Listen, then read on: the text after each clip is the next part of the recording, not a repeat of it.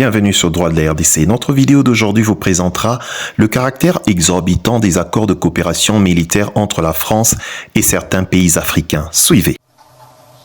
Question from Philippe Ricard, Le Monde. Merci, bonjour. Juste une question à propos du Niger. Je voulais savoir comment vous réagissiez aux accusations de la junte qui soupçonne la France, qui accuse la France de préparer une intervention militaire contre le Niger, d'une part, et d'autre part, savoir où en sont les discussions, les réflexions du côté français sur un redéploiement des troupes françaises dont la junte exige le départ. Est-ce que c'est un redéploiement à l'intérieur des frontières du Niger? Est-ce que c'est un rapatriement de certaines forces? Si vous pouviez donner des précisions, merci. Merci beaucoup. La France, les forces françaises ont été mises en place sur le sol du Niger à la demande du Niger. Et nous sommes là pour lutter contre le terrorisme à la demande du Niger et de ses instances démocratiquement élues, à savoir le président Bazoum, son gouvernement et son Parlement. Nous avons d'ailleurs eu une action efficace qui a drastiquement réduit les attaques terroristes sur le sol du Niger, et nous l'avons fait au prix de la vie de plusieurs soldats français, et j'ai une pensée pour la mémoire de ces derniers et de leurs familles à chaque fois que j'évoque ce sujet.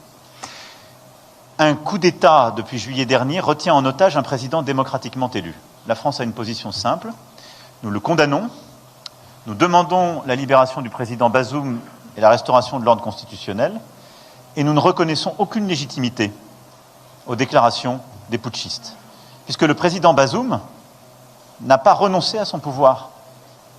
Et donc, si nous redéployons quoi que ce soit, je ne le ferai qu'à la demande du président Bazoum et en coordination avec lui. Pas avec des responsables qui aujourd'hui prennent en otage un président. Sur ce sujet, depuis le premier jour, la France se coordonne avec l'ensemble des présidents de la région et des chefs d'État et de gouvernement, et nous soutenons pleinement les positions de la CEDEAO. La CEDEAO a condamné ce putsch. Elle a pris des sanctions, tout comme l'UMOA, et la CEDEAO continue le travail pour libérer le président Bazoum et permettre de résoudre ce sujet. La France est à ses côtés et le soutient.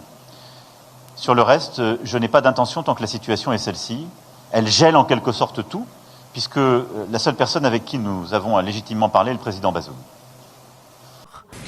Face à l'attitude désinvolte et à la réaction de la France relativement à la situation interne qui prévaut dans notre pays, le Conseil national pour la sauvegarde de la patrie décide de dénoncer les accords de coopération dans le domaine de la sécurité et de la défense avec cet État. Sont ainsi dénoncés 5 accords de coopération militaire avec Paris qui comptent 1500 soldats déployés au Niger. Les militaires annoncent aussi le limogeage des ambassadeurs du Niger en France, aux États-Unis, au Nigeria et au Togo et promettent une riposte immédiate à toute agression du pays par la CEDEAO. Qu'est-ce qu'un caractère exorbitant d'un traité à l'égard d'une partie? Le caractère exorbitant d'un traité à l'égard d'une partie signifie que certaines dispositions du traité dérogent aux prévisions de la règle générale ou aux droits et obligations habituels des parties. Ce caractère exorbitant peut être présent dans les traités internationaux, les contrats administratifs ou les accords de coopération militaire par exemple. La clause exorbitante établit un rapport d'inégalité entre les co-contractants car elle octroie à l'une des parties des pouvoirs sans les donner à l'autre. Les dispositions exorbitantes peuvent inclure des immunités et privilèges spéciaux pour certaines parties, des obligations ou des restrictions particulières ou encore des règles de procédure spéciales. Le caractère exorbitant d'un traité peut être contesté par une partie si elle estime que cela porte atteinte à ses droits et obligations ou à sa souveraineté. Le principe de base des différentes conventions signées entre la France et les États africains consiste à ce que ces accords donnent la possibilité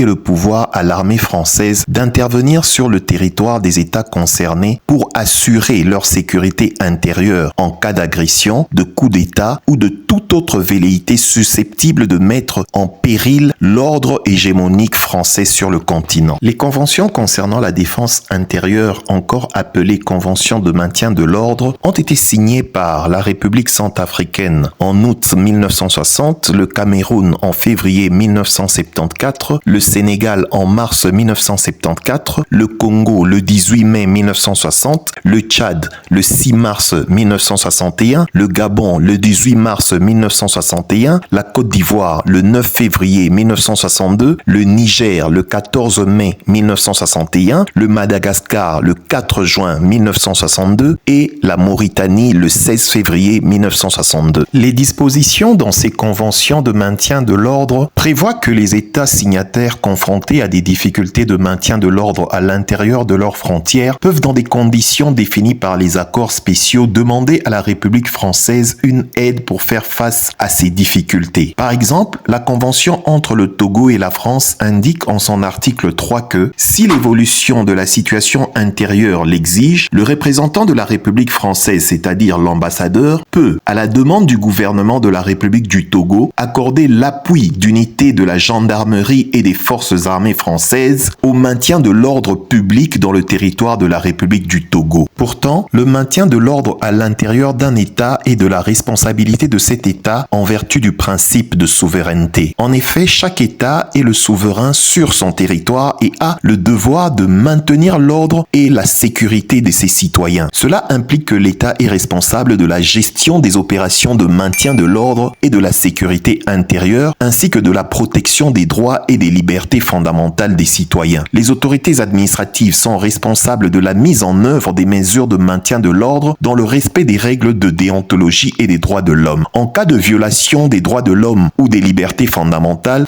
les autorités peuvent être tenues responsables et faire l'objet des poursuites judiciaires. La responsabilité du maintien de l'ordre à l'intérieur d'un État souverain est généralement dévolue au ministère de l'Intérieur ou à un ministère équivalent. Mais alors, comment expliquer que certains pays africains aient transféré cette compétence aux forces françaises sur leur territoire? Réponse dans la prochaine vidéo.